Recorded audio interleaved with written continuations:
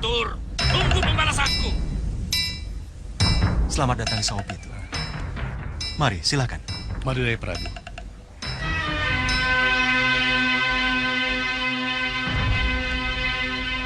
Kelihatannya kita harus bersabar dulu, Tuan Badu. Kenapa yang mulia?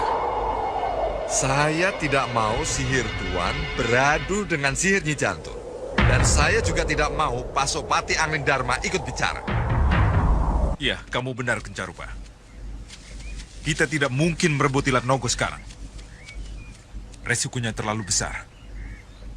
Kita harus mundur sekarang untuk mengatur strategi baru. Di awal episode ini, kita langsung menuju Sudawirat yang pada saat itu terlihat sedang memanggang hewan buruannya seorang diri. Namun, ia pun mulai curiga setelah menunggu sekian lama, Lokahita dan yang lainnya tak kunjung datang.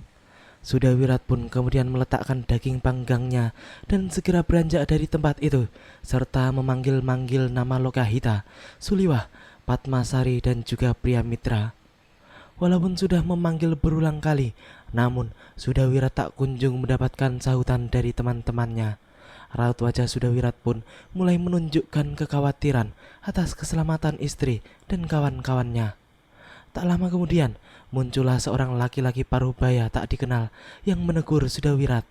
Hal itu jelas membuat Sudawirat menjadi semakin curiga. Inilah yang aku inginkan. Aku memang hanya ingin bertemu denganmu, tanpa diganggu oleh istri dan teman-teman pendekarmu, Sudawirat. Oh, jadi kamu yang membuat istriku dan ketiga temanku tidak mendengar panggilanku? Iya. Oh, siapa kamu? Dan kamu kemanakan mereka? Tunjukkan dulu di mana istriku dan ketiga temanku. Baru kita bicarakan. Apa maumu? Ikut aku dulu, baru ku beritahu di mana mereka berada. Ayo. Setelah orang itu melecutkan cambuknya, tiba-tiba dari dalam tanah muncullah makhluk tinggi besar yang diperintahkannya untuk membawa paksa Sudawirat ke tempat yang diinginkannya. Namun Sudawirat pun tidak tinggal diam. Ia pun melakukan perlawanan hebat yang membuat makhluk itu kesulitan untuk menangkapnya. Bahkan kemudian Sudawirat pun mampu menghancurkannya dengan pukulan bertenaga dalam tinggi. Melihat makhluk ciptaannya bisa dengan mudah dikalahkan oleh Sudawirat, orang itu pun kemudian kembali melecutkan cambuknya beberapa kali ke tanah. Sehingga kemudian muncullah berbagai jenis makhluk-makhluk aneh yang langsung menyerang Sudawirat.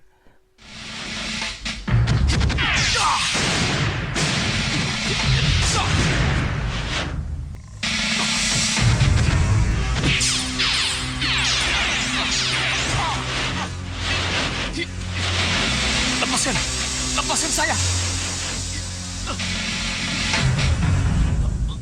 Maaf, Sudawirat. Kelihatannya hanya dengan cara paksa, baru aku bisa membawamu. Ayo ikut aku!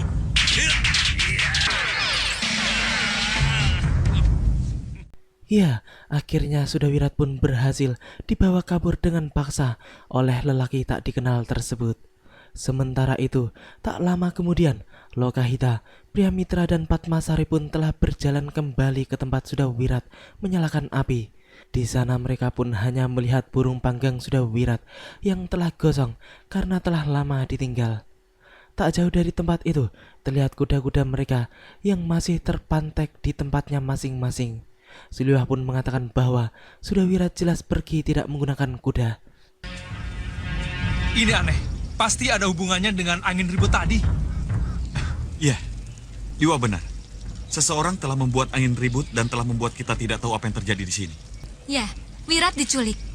Tapi kenapa harus terjadi lagi? Kenapa harus Wirat? Iya ya. Ayo kerja! Tiba-tiba, Suliwah dan yang lainnya pun mendengar suara ribut-ribut tak jauh dari tempat mereka berdiri. Tanpa pikir panjang lagi, mereka pun segera mengintai apa yang telah terjadi sebenarnya. Ternyata di sebuah tanah lapang yang terletak pada mulut sebuah gua yang lumayan besar, terlihat pemandangan yang sangat tidak mengenakkan, di mana banyak orang laki-laki yang dipaksa untuk turun dari gerobak kerangkeng. Mereka pun dikumpulkan menjadi satu di halaman gua tersebut dan diancam akan dibunuh jika mereka berani kabur dari tempat tersebut. Bahkan bagi mereka yang menentang pun langsung disiksa supaya yang lainnya tidak ikut-ikutan menentang. Tampaknya mereka berasal dari kalangan penduduk desa yang memang akan dipekerjakan secara paksa di tempat tersebut. Siapapun mereka, harus dihentikan. Tidak perlu.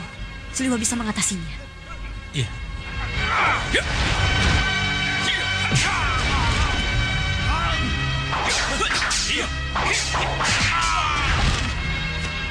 Ayo, tangkap dia!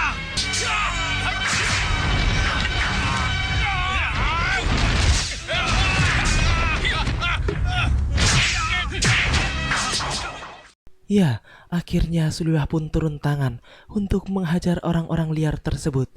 Mereka pun tampak bergeletakan di tanah setelah terkena pukulan dan tendangan Suliwah. Salah satu orang yang akan melarikan diri ke dalam gua pun segera dicegah olehnya hingga membuat orang tersebut kembali tersungkur.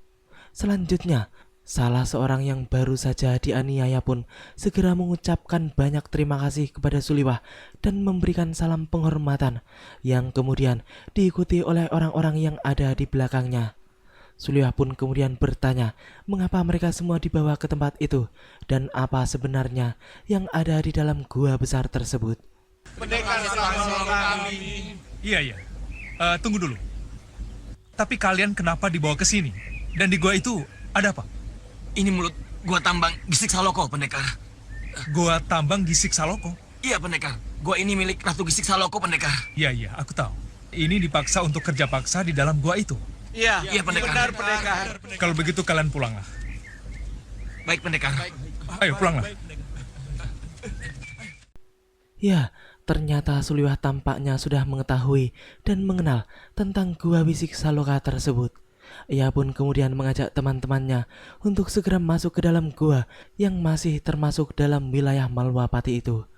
Setelah berada di dalam gua, Suliwah dan yang lainnya pun segera mengintai untuk mengetahui apa yang telah terjadi sebenarnya di dalam gua tersebut. Di sudut-sudut gua pun tampak terdapat para prajurit penjaga.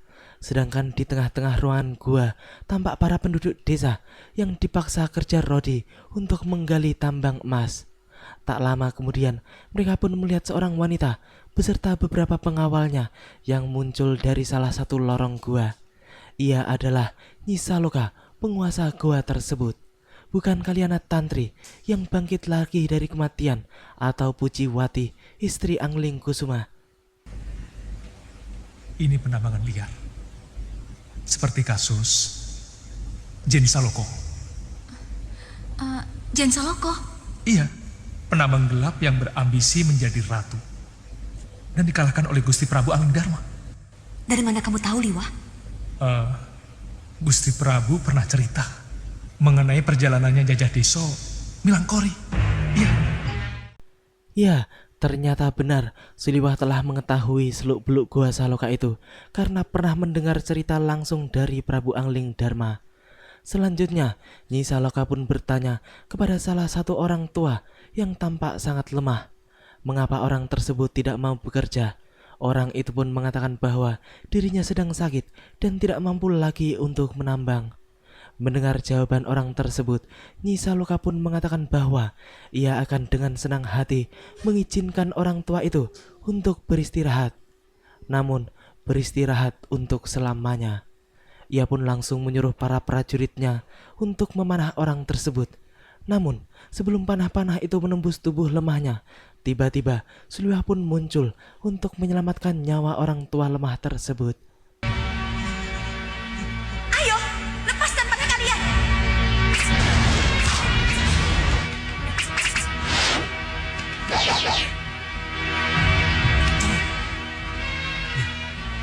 Bunuh orang itu.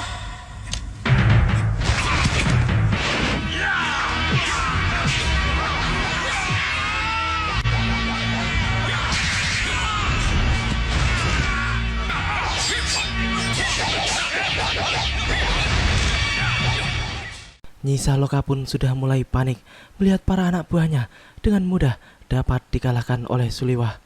Dua pengawal utamanya pun juga sudah ikut turun tangan sehingga pertarungan pun menjadi bertambah ramai. Dua pengawal Nyi Saloka itu tampaknya memiliki kemampuan yang tidak bisa dianggap remeh. Mereka berdua pun mencoba untuk mencecar bagian tubuh Suliwah yang terbuka. Namun Suliwah dengan lincah selalu mampu menghindarinya. Tak lama kemudian, tiba-tiba dari lorong-lorong gua tersebut berlarian para prajurit Nyai Saloka, sehingga pria mitra dan yang lainnya pun segera ikut turun tangan untuk membantu Suliwah.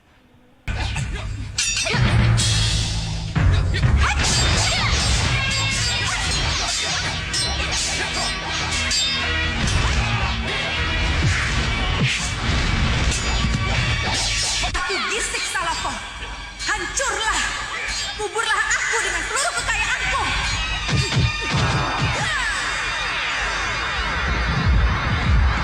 Gua ini akan bunuh. Kita akan tempat ini. Ayo, cepat.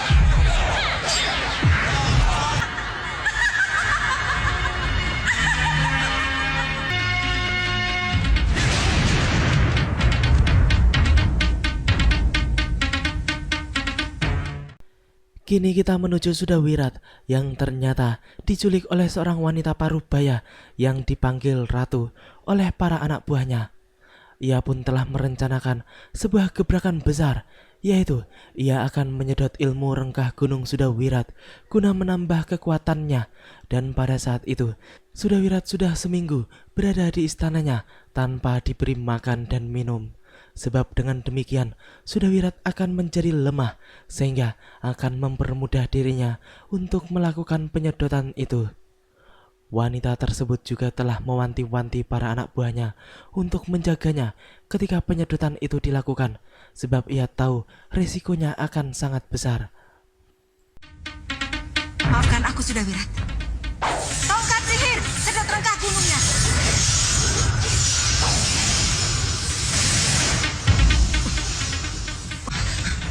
Hei, apa ini? Apa yang kamu lakukan padaku? Kilatan sihir, pindahkan aji rengkah gunung ke dalam nafas dan jiwaku.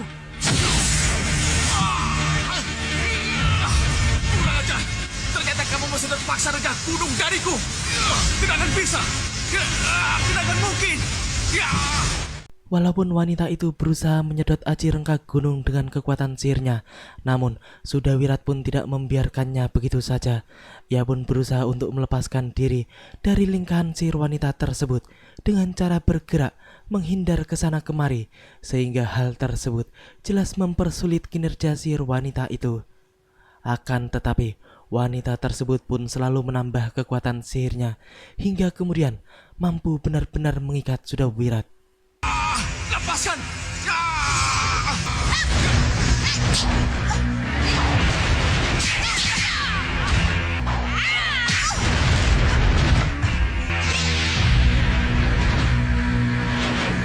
Nyi Jantur? Iya, siapapun penyihir bekas muridku akan kuhajar habis-habisan. Kalau dia menyalahgunakan ilmunya yang telah kuberikan padanya.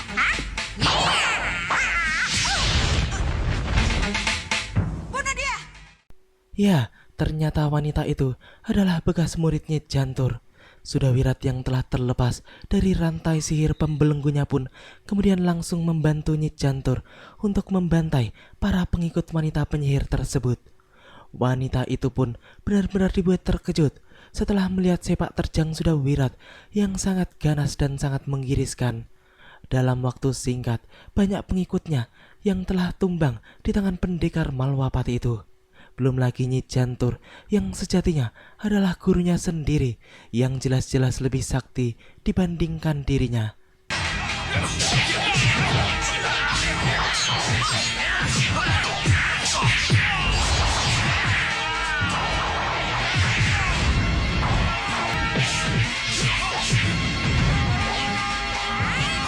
Bagaimana kamu ini, memilih anak buah nggak becus. Baru berapa jurus sudah mati.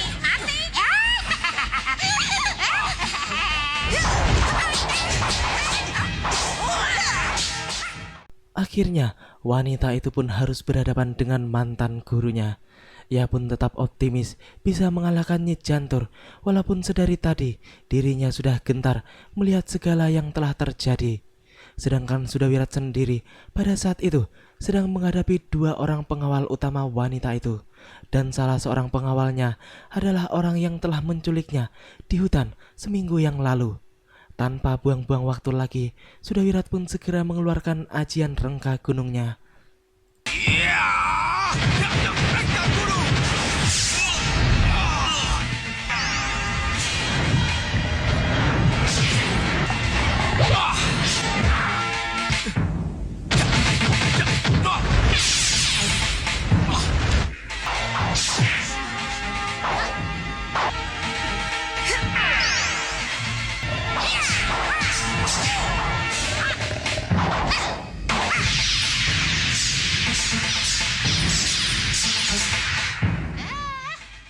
Akhirnya, Nyi Jantur dan Sudawirat mampu menghancurkan manusia-manusia tidak tahu diri itu.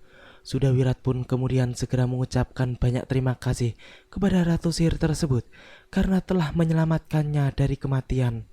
Nyi Jantur pun demikian, ia juga berterima kasih kepada Sudawirat karena ia menganggap Sudawirat telah membantunya menemukan muridnya yang sangat jahat dan menyalahgunakan ilmu sihir yang telah diajarkannya. Kenapa Nyi Jantur bisa tahu kalau saya ada di sini? Kenapa tanya seperti itu? Nyi Jantur kan pandai melacak. Kalau begitu, di mana Lokahita, Priamitra, dan Padmasari? Mereka pasti mencari saya, Nyi.